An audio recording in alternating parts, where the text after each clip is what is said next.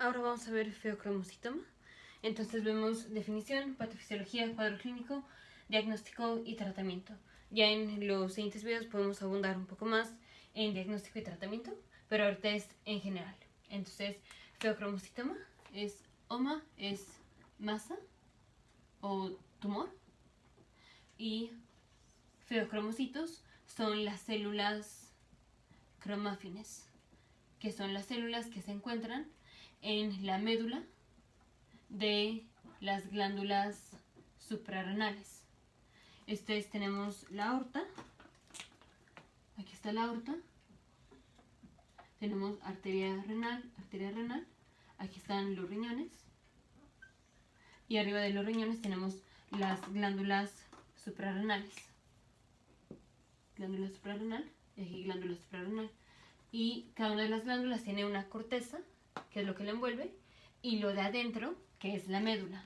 Este es un tumor de las células cromáfines que están dentro o de la parte de adentro de las glándulas suprarrenales, o sea, en la médula de las glándulas suprarrenales. Y estas células lo que producen son catecolaminas.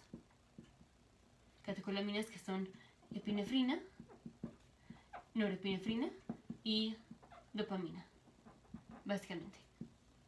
Entonces tenemos un tumor productor de catecolaminas, y ya en videos anteriores vimos cuáles son los efectos de las catecolaminas en el organismo, pero si aumenta la epinefrina, si aumenta la norepinefrina, y si tenemos dosis altas de dopamina, el paciente va a tener sobreestimulación simpática, o es como si tuviera una sobreestimulación simpática.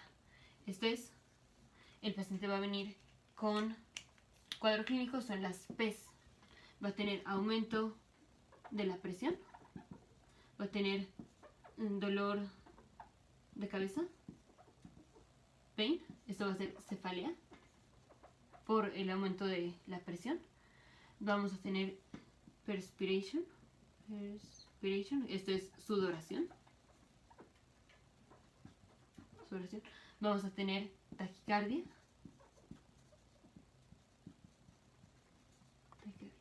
y estos eventos son episódicos. Entonces, aumento de la presión, dolor de cabeza, taquicardia, todo eso es episódico, sudoración y palpitaciones.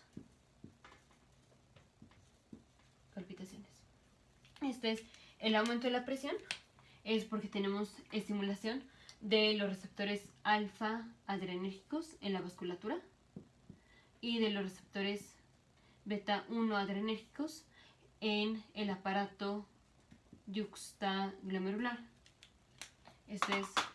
Digamos, aquí está un vaso sanguíneo y tenemos receptores alfa adrenérgicos, digamos, estos receptores alfa adrenérgicos, alfa 1, y también tenemos receptores beta 2 adrenérgicos. Cuando se estimulan los receptores alfa 1 adrenérgicos, viene la vasoconstricción. Aquí tenemos mucha epinefrina, mucha norepinefrina, que principalmente actúan a nivel de los receptores alfa 1 adrenérgicos. Ya en videos anteriores vimos cómo el aumento de dosis de catecolaminas influye o tiene más efecto en cada uno de los distintos receptores. Aquí, el aumento de las catecolaminas tiene más efecto en los receptores alfa 1 adrenérgicos. Y por otro lado, tenemos el aparato yuxtaglomerular. Aquí está la arteriola aferente, aquí está el glomérulo, aquí está la arteriola eferente, aquí está la cápsula de Bowman. Bueno, no lo voy a poner en rojo. Está la cápsula de Bowman, túbulo contorneado proximal, segmento ascendente de la CGL, túbulo contorneado distal y túbulo colector. Aquí está la nefrona. Entre el túbulo contorneado distal y la arteriola aferente tenemos un conjunto de células que es el aparato yuxtaglomerular. Y aquí tenemos, es donde se produce la renina. Y ya en videos anteriores vimos renina, angiotensina, aldosterona. Y cosas que promueven que se libere la renina es estimulación beta 1 adrenérgica. Estimulación adrenérgica. Estimulación adrenérgica. Entonces, si tenemos un paciente que tiene fibromuscitoma, o sea, aumento de epinefrina, aumento de norepinefrina, esas catecolaminas llegan al aparato yuxtaglomerular y van a hacer que se libere la renina. Y ya se libera la renina, aumenta la angiotensina, y si aumenta la angiotensina, aumenta la aldosterona. Si aumenta la aldosterona, se reabsorbe sodio, y ¿a dónde va el sodio? Va el agua. Entonces, si se reabsorbe sodio, se reabsorbe agua, aumenta el volumen sanguíneo y tenemos un aumento de la presión. Entonces, el por qué aumenta la presión es doble. Por estimulación de los receptores alfa 1, que hacen vasoconstricción, y por liberación de la renina por el aparato yuxtaglomerular, por estimulación beta adrenérgica. La cefalea va a ser por el aumento de la presión. La sudoración es por estimulación del simpático, de la vía simpática. Y taquicardia y palpitaciones, esto es por estimulación de los receptores beta 1 adrenérgicos que están en el corazón. Este es, aquí está el corazón. Y tenemos receptores aquí, en el nodo auriculoventricular, tenemos receptores beta 1 adrenérgicos y tenemos receptores M2, que son los receptores muscarínicos. Cuando se estimulan los receptores beta 1 adrenérgicos, aumenta la frecuencia cardíaca, o sea, tenemos taquicardia y podemos tener palpitaciones. Entonces, es cuadro clínico: aumento de la presión, cefalea, sudoración, taquicardia, palpitaciones, y esto es de forma episódica. Esto es, el tumor está produciendo epinefrina, norepinefrina y dopamina de forma constante, pero se metaboliza la epinefrina y la norepinefrina y la dopamina. Entonces, si convertimos esto a los metabolitos, ya no vamos a tener el efecto y se termina el efecto del aumento de la presión, el aumento de la frecuencia cardíaca. Pero si todavía no lo estamos degradando, o si se produce más de lo que las podemos degradar, o si no se produce de forma episódica, vamos a tener aumento de catecolaminas y entonces va a aumentar la presión. Pero cuando tenemos que la tasa de degradación es mayor a la tasa de producción, entonces el paciente no va a venir con el cuadro clínico. Y entonces el cuadro clínico es episódico. Depende de la velocidad a la que estemos degradando las catecolaminas. Este es el cuadro clínico. Ahora, diagnóstico. Entonces, diagnóstico 1 va a ser por la clínica. Por clínica. Y tenemos la epinefrina y la norepinefrina. Estas son metabolizadas por la enzima catecol o metiltransferasa, que convierte a la epinefrina en metanefrina. Y la norepinefrina la convierte en normetanefrina. Y luego está la enzima monoamina oxidasa, o sea, la MAO. Y esta enzima lo que hace es convierte tanto la metanefrina como la normetanefrina en ácido vanilmandélico. Entonces decimos un producto de degradación de las catecolaminas, hablando específicamente de epinefrina y norepinefrina, son la metanefrina, normetanefrina y finalmente el ácido vanilmandélico, por un lado. Por otro lado, tenemos a la dopamina, que también es una catecolamina. La dopamina a dosis altas estimula más los receptores alfa-adrenérgicos, por eso tenemos el aumento de la presión. Entonces la dopamina finalmente se convierte en ácido homovanílico. Entonces el producto desecho de la dopamina es el ácido homovanílico. Y es esto lo que vamos a encontrar en estudio de laboratorio. Tanto en suero como en la orina vamos a tener metanefrina, normetanefrina, ácido vanilmandélico y ácido homovanílico, que son productos de degradación de las catecolaminas. Ya más adelante vemos unas especificaciones de diagnóstico, como podemos hacer una tomografía, por ejemplo, para ver si tenemos una masa en las glándulas suprarrenales. Pero siempre cualquier patología endocrina empieza con estudios de laboratorio, que es esto. Y tratamiento es, finalmente va a ser la resección quirúrgica, vamos a quitar el tumor. Resección quirúrgica. Pero cuando vamos a quitar el tumor, para quitar la glándula suprarrenal, vamos a tener que agarrarlo. Y al agarrarlo, estamos exprimiendo, estamos comprimiendo, estamos exprimiendo a la glándula suprarrenal. Y al exprimir la glándula suprarrenal, vamos a hacer que se libere su contenido. Y su contenido son las catecolaminas. Entonces, al tratar de quitar el tumor, exprimimos la glándula y entonces se liberan más catecolaminas. Entonces, si se van a liberar aún más catecolaminas en un paciente que ya per se tiene aumento de catecolaminas, vamos a generar una crisis hipertensiva y el paciente se puede morir por esto. Entonces, lo que hay que hacer es bloquear.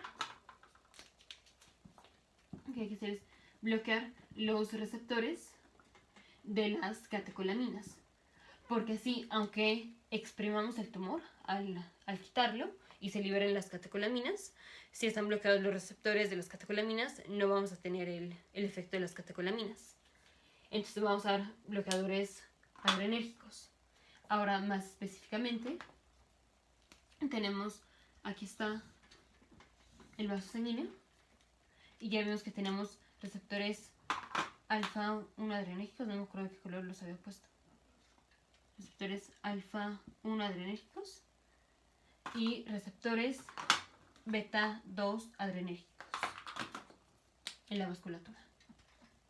Receptores beta 2 adrenérgicos. Y voy a poner por aquí las células del aparato yuxtaglomerular. Células del aparato yuxtaglomerular. Entonces, ya habíamos visto que si aumentan las catecolaminas, la epinefrina, norepinefrina, dopamina, llegan a los receptores alfa 1 adrenérgicos, llegan a los receptores beta 1 adrenérgicos. Si se estimulan los alfa 1 adrenérgicos, aumenta la presión, porque tenemos vasoconstricción, porque hay vasoconstricción.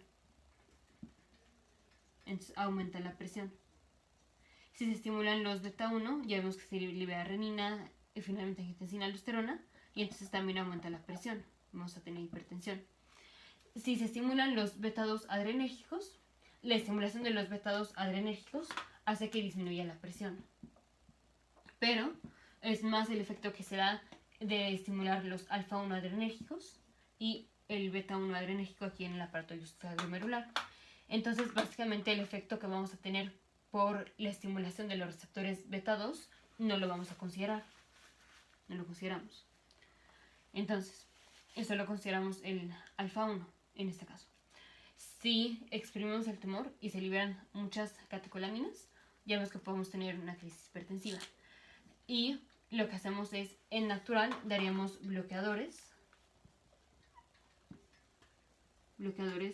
de los receptores beta adrenérgicos, porque son estos los que queremos bloquear. Estos. Queremos bloquearlos para que ya no se estimulen cuando se liberen las catecolaminas. Pero si solo damos bloqueadores de los receptores beta adrenérgicos, si solo damos estos, estamos dejando libres o disponibles los receptores alfa 1. Entonces, digamos, bloqueamos los receptores beta adrenérgicos, bloqueamos estos y también se estarían bloqueando estos. Suponiendo que escogimos un beta adrenérgico no específico o no selectivo. Así. Y si bloqueamos los receptores beta adrenérgicos, tenemos la misma cantidad de epinefrina, de catecolaminas, esto no cambia, pero ya solo nos quedan los receptores alfa 1 para estimular, bueno, pero ya se nos quedan estos receptores a estimular, porque la epinefrina que se hubiera unido a los receptores beta 2 adrenérgico, por ejemplo, ya nos está uniendo porque los bloqueamos al querer bloquear los receptores beta 1 adrenérgicos. Y al tener estos bloqueados, tenemos más catecolaminas que se van a unir al receptor alfa 1 adrenérgico. Y entonces, por el hecho de bloquear los receptores beta adrenérgicos, estamos haciendo que se sobreestimulen los receptores alfa 1 adrenérgicos. Y entonces al paciente le aumentaría aún más la presión. Porque una cosa es el aumento de presión que tiene el paciente, por el hecho que tiene la liberación de las catecolaminas por el tumor. Luego, cuando vamos a quitar el tumor, va a venir la resección quirúrgica y hacemos en el proceso natural, exprime la glándula. Entonces, más liberación de catecolaminas y aumentaría la presión. Si queremos impedir eso, damos bloqueadores alfa adrenérgicos, bloqueadores beta adrenérgicos. Pero si bloqueamos los receptores beta adrenérgicos, si bloqueamos estos, las catecolaminas que se hubieran unido aquí ya también se van a unir a los receptores alfa 1 adrenérgicos. Y entonces es más estimulación alfa 1 adrenérgica y entonces aumenta aún más la presión. Entonces por eso, antes de dar los bloqueadores beta adrenérgicos, tenemos que dar los bloqueadores alfa adrenérgicos para evitar este efecto de no oposición de los receptores beta 2 adrenérgicos. Bloqueadores alfa 1 adrenérgicos es fenoxibenzamina, por ejemplo. Entonces el tratamiento es la resección quirúrgica y antes de la resección quirúrgica bloquear los receptores de catecolaminas. Antes de dar los beta bloqueadores, damos los alfa bloqueantes o alfa bloqueadores. Primero damos fenoxibenzamina y luego ya damos los beta bloqueadores. Y la forma fácil de recordarlo es alfa, receptores alfa adrenérgicos y receptores beta adrenérgicos. La alfa va antes de la B, antes de la beta. Entonces primero son bloqueadores alfa adrenérgicos y luego bloqueadores beta adrenérgicos. Y eso es el tratamiento. Ahora asociaciones de feocromocitoma. Es qué pacientes tienen feocromocitoma. Puede ser espontáneo, pero 10% es familiar. Y esto puede ser en parte porque el paciente tenga mutación en el gen NF1, eso haciendo asociación de neurofibromatosis tipo 1. La otra es mutación en el gen von Hippel-Lindau, haciendo asociación a síndrome de von Hippel-Lindau, que es tumores renales y sistema nervioso central. Otra es cuando tenemos mutaciones en el gen RET, que es cuando tenemos síndrome MEN2B o MEN2A. MEN2B y MEN2A. Específicamente, el MEN2B son pacientes que tienen el feocromocitoma. Tienen hábitus marfanoide, o sea, síntomas o clínica similar a los pacientes con Marfan. Tienen neuromas en la mucosa. Y los pacientes con MEN2A tienen carcinoma medular de la tiroides. Tienen el feocromocitoma y tienen trastornos de las glándulas paratiroides. Entonces estas son asociaciones. Si tenemos un paciente que tiene feocromocitoma, hay que evaluar que posiblemente puede tener neurofibromatosis tipo 1 o puede tener un familiar con neurofibromatosis tipo 1. Puede tener un familiar o puede tener síndrome de von Hippel-Lindau. Y hay que evaluar los síndromes MEN2A y MEN2B. MEN2A es carcinoma medular de tiroides, el feocromocitoma, y en trastornos de la paratiroides hiperplasia, principalmente, o adenoma. Y el MEN2B es el feocromocitoma del habitus marfanoide y los neuromas de las mucosas. Ahora otras cosas importantes es la regla de 10, que es 10% son tumores así familiares, o sea, estos. 10% se va a dar no porque tengamos un tumor específicamente de las glándulas suprarrenales.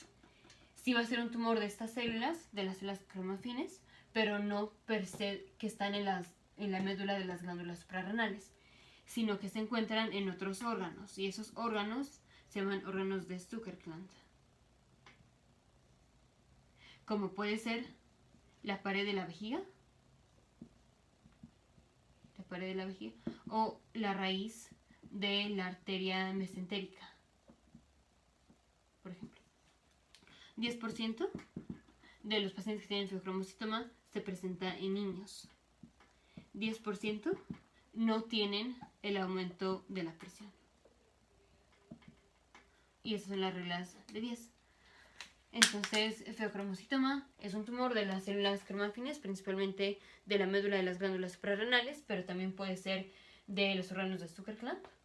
Se va a dar por liberación de catecolaminas, epinefrina, norepinefrina y dopamina, en el paciente se va a presentar de forma episódica con las PES, que es perspiration, sudoración, pain, que es cefalea, o sea, dolor en la cabeza, el aumento de la presión, la taquicardia y las palpitaciones.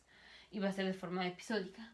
El cuadro clínico diagnóstico va a ser con las metanefrina, normetanefrina, ácido vanilvandélico y ácido homovanílico, que son productos de desecho de las catecolaminas. Esto está elevado en suero y elevado en la orina. Entonces pedimos las metanefrinas en orina de 24 horas. Y el tratamiento es de resección quirúrgica, pero antes hay que dar bloqueadores beta-adrenérgicos, y antes de los beta-adrenérgicos damos bloqueadores alfa-adrenérgicos. Entonces damos fenoxibenzamina, que son bloqueadores alfa-adrenérgicos, seguidos de bloqueadores beta-adrenérgicos, y luego ya podemos hacer la resección quirúrgica.